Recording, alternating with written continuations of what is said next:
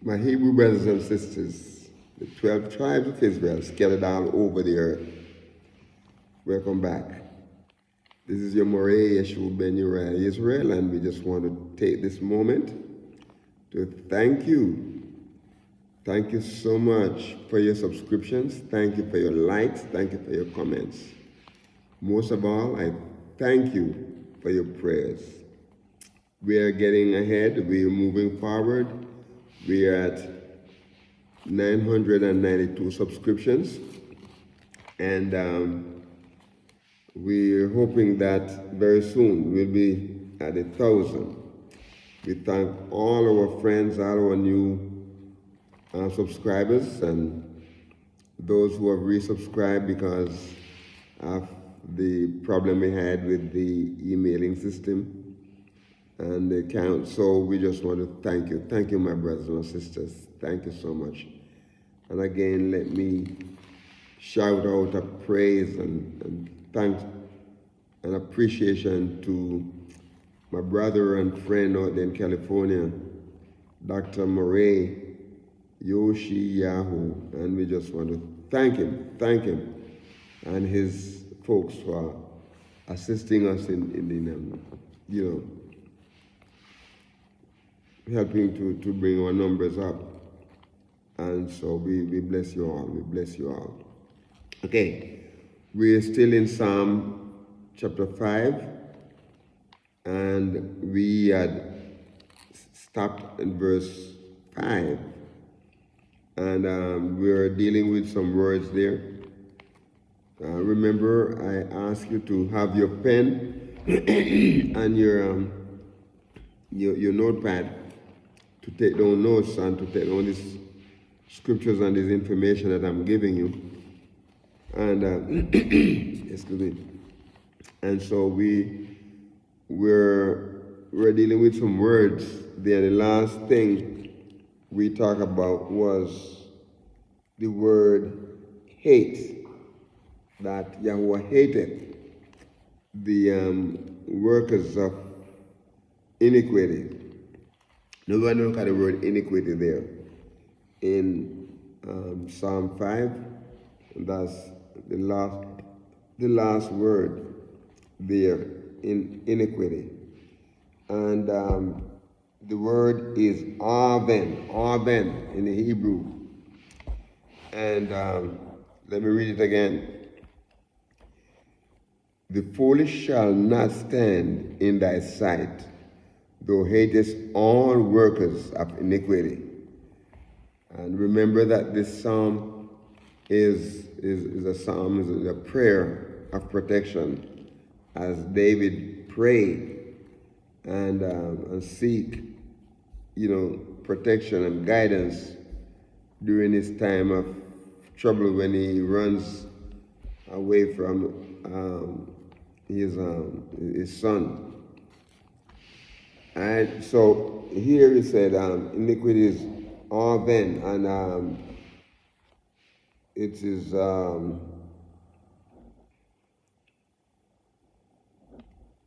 the Hebrew word arven, and the letters is aleph, vav, and nun, meaning to faint.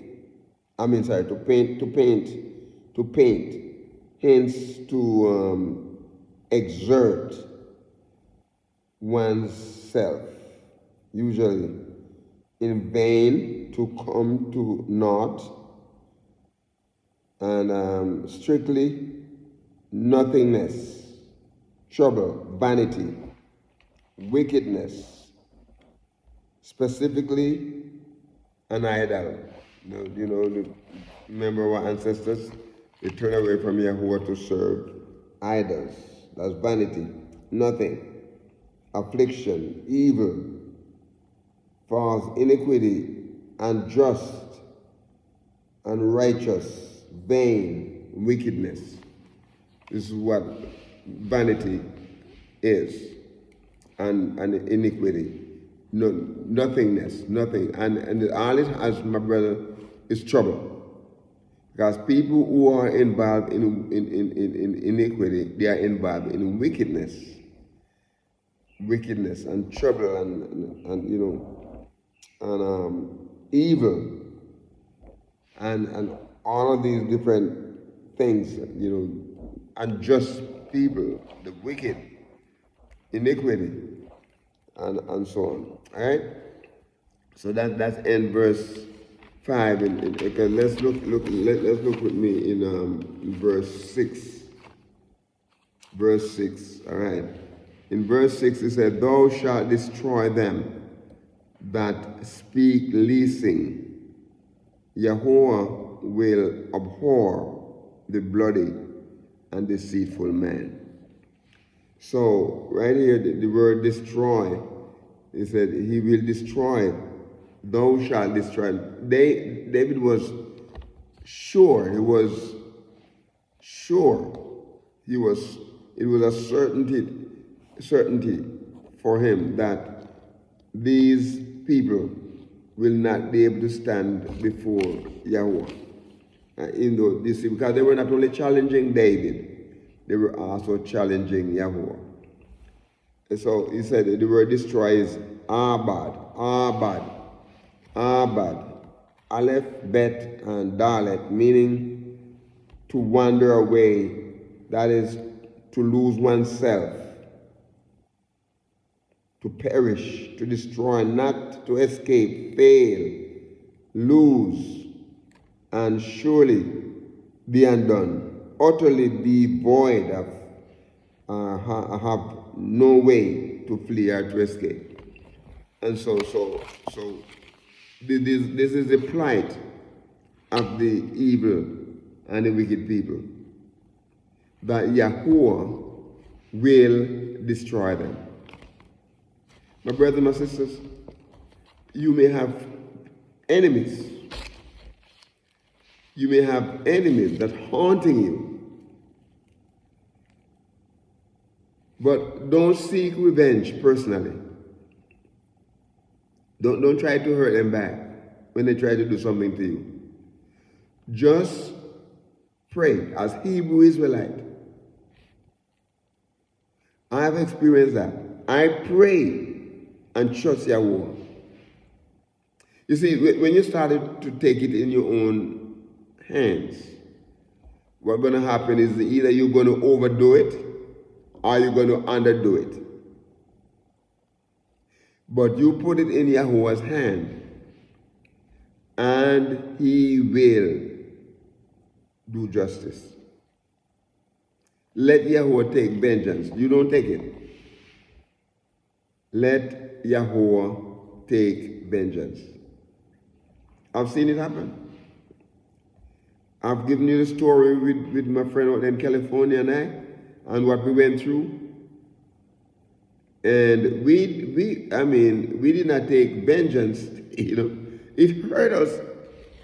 And my friends, believe me, sometimes the idea came, why don't you do this? Why don't you do that? Why don't you say this? I didn't have to do it, just all I have to do is say. Say. Just blow the whistle, if you understand the term. And people would realize, you know, the issue and the situation that they're putting you in, and then they're going to find it, they're going to feel it. Just, my brothers and my sisters, all I had to do during my time of heartaches and sleepless night was to blow the whistle. Blow the whistle. And all those big guys, and the stuff that they were hiding behind, and the stuff that they were doing, and the illegal stuff that they were involved in, I wouldn't say illegal, but I would say illegal, immoral stuff that they were involved in.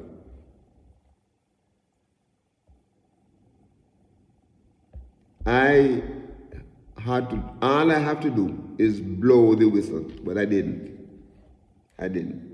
Okay. So it says here, Yahuwah will destroy them. And there's not going to be any way for them to escape.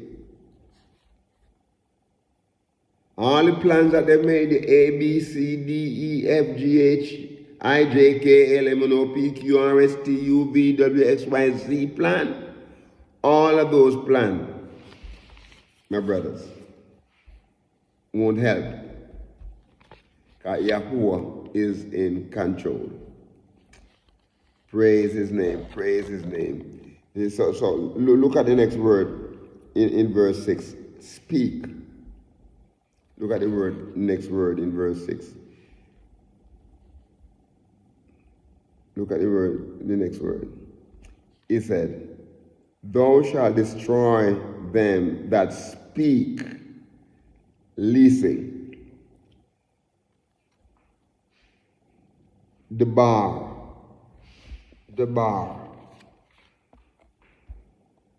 Adabar, Dalet, Bet, and Resh, meaning to arrange what is used specifically of words. To speak, and he said, rarely in a destructive sense. To subdue, to answer, to appoint, to bid, command, commune, declare, destroy, give, name, promise, pronounce, to rehearse, to say, to speak, be spoken, or be a spokesman rather, and to subdue, to talk, to teach, to tell, to think, use,